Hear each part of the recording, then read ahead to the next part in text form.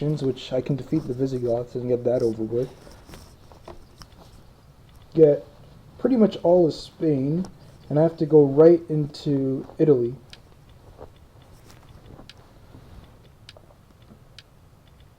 Like, these four, like Liguria I'm gonna get anyway.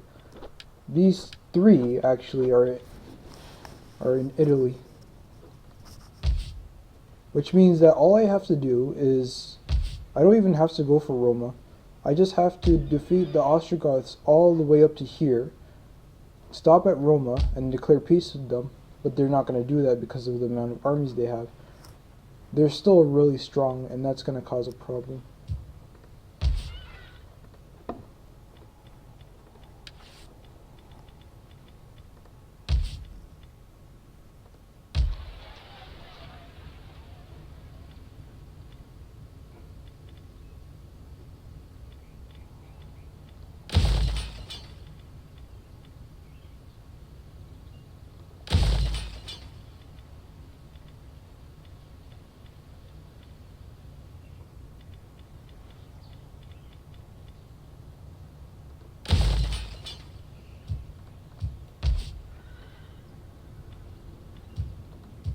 I just need 8 more territories.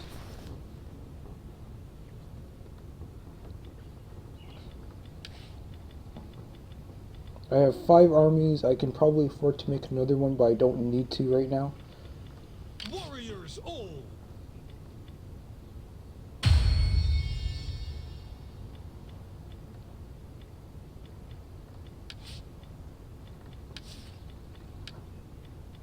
How old is my king? He's 48 years old. He has 85 influence. He's doing pretty good. Basquez, that's soybeans. Basquez is doing fine, but they're going to need our help.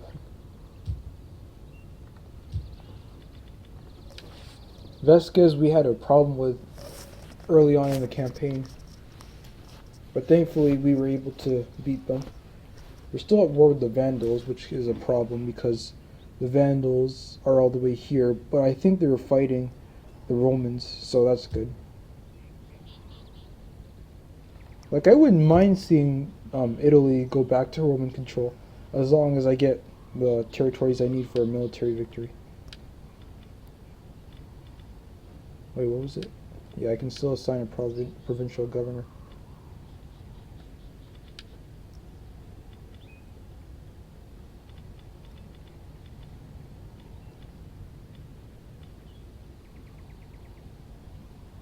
Where are we having? I have to check first, because this territory is also going through problems. Start taxing you again so I can make the money that I need to.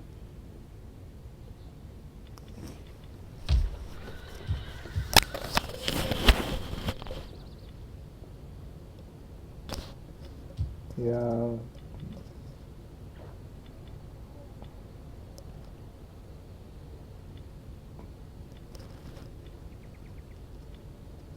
None of these would really help this province out. Here, however, it's mainly Aryan, so yeah, I'd be better off doing it over here on Carthagenesis.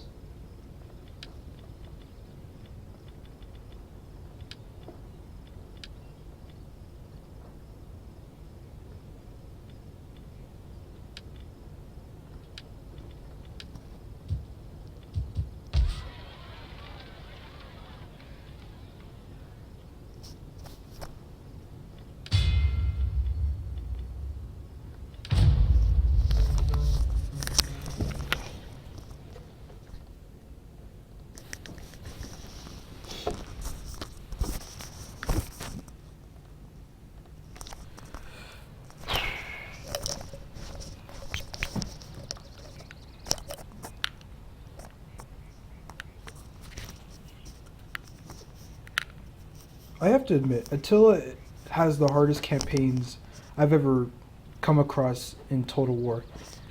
With Napoleon, the French were easy if you could just get like a bunch of line infantry. In Empire, it was the same thing, but with the British.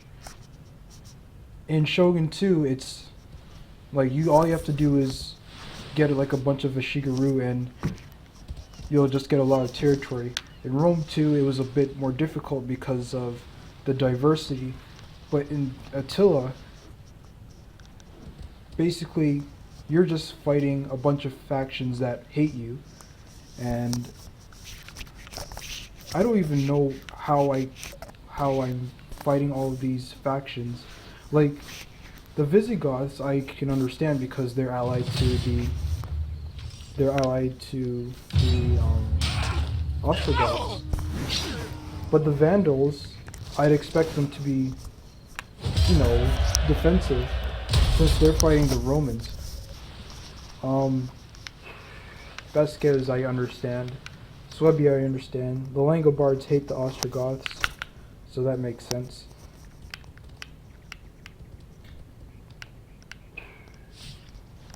It's just really weird.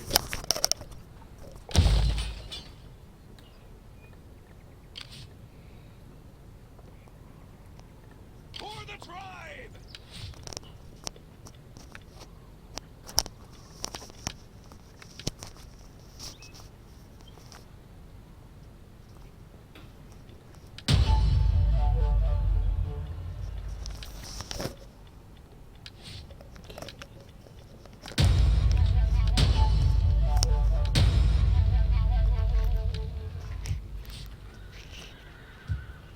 Alright, that's fine. Ready for orders! Ready for battle!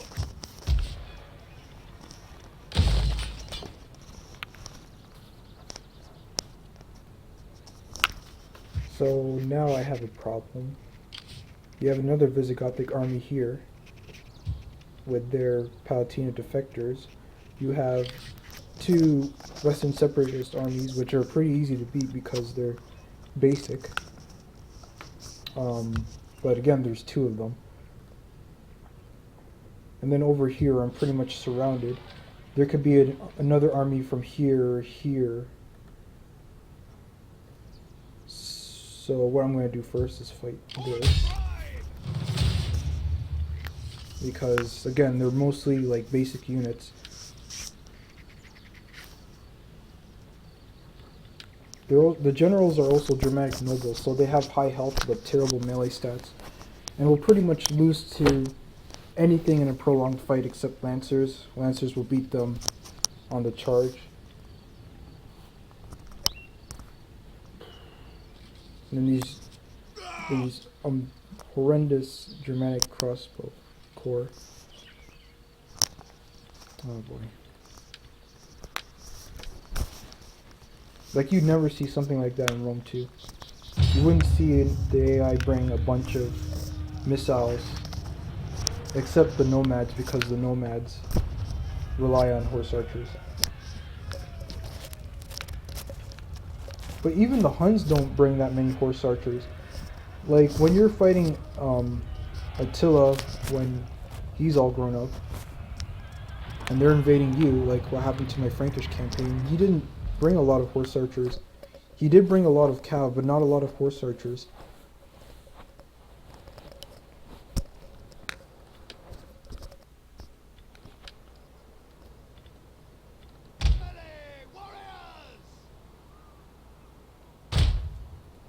How much are we losing to Dawn of War 2 right now? Last time I checked, I think it was I can't remember actually.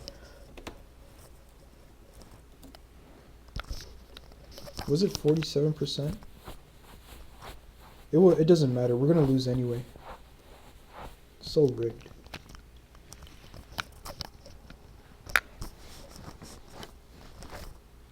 I just feel sorry for Company of Heroes 2.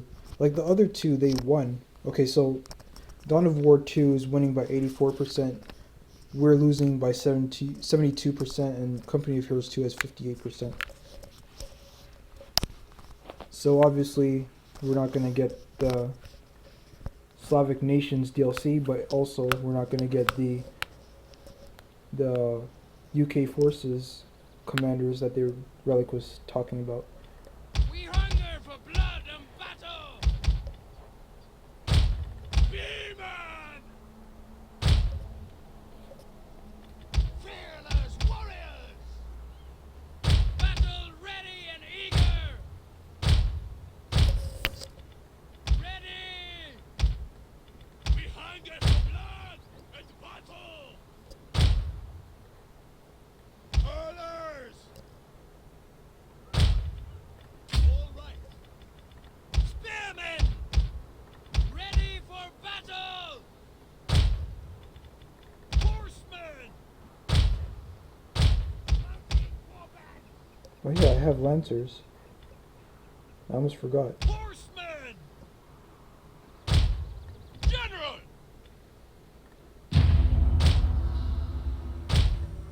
Mounted warbands!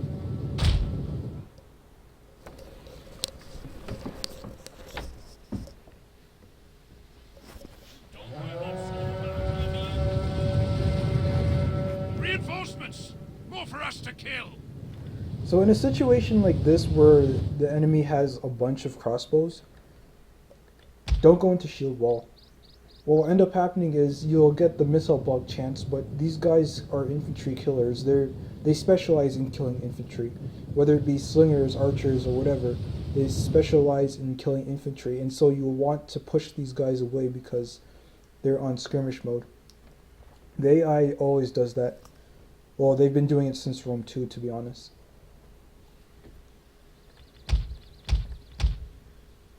In reality, I don't have to use my Elite Sword Hearband at all. All I have to do is use my Germanic Warband, then these weaker... Well, actually, this is a full unit, so... Probably can't. Probably just use one. Alright, never mind. I'll have to use the Elite Sword Hearband then.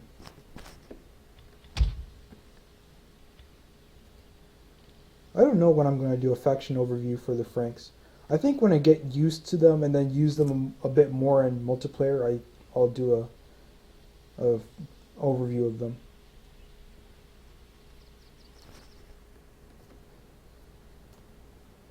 Because that's what I did when I started streaming. I did faction overviews and just talked about what I thought about the factions.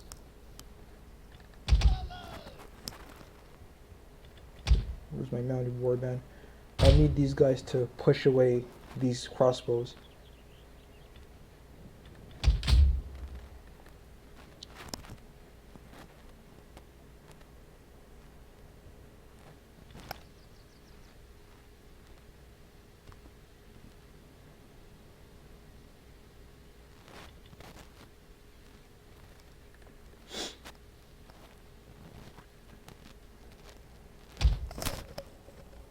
Elite sword hearman!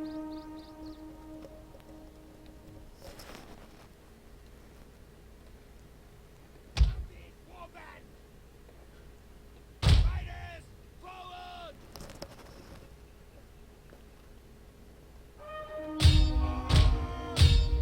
No!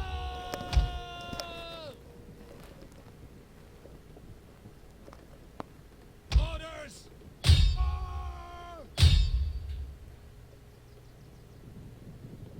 March out!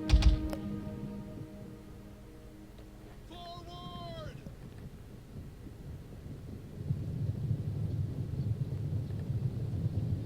We hunger for blood and battle!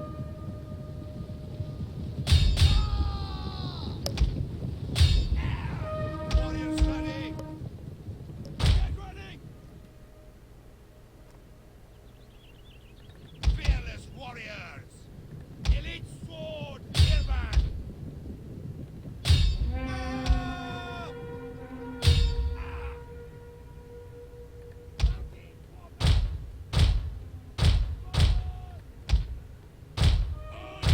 Move out!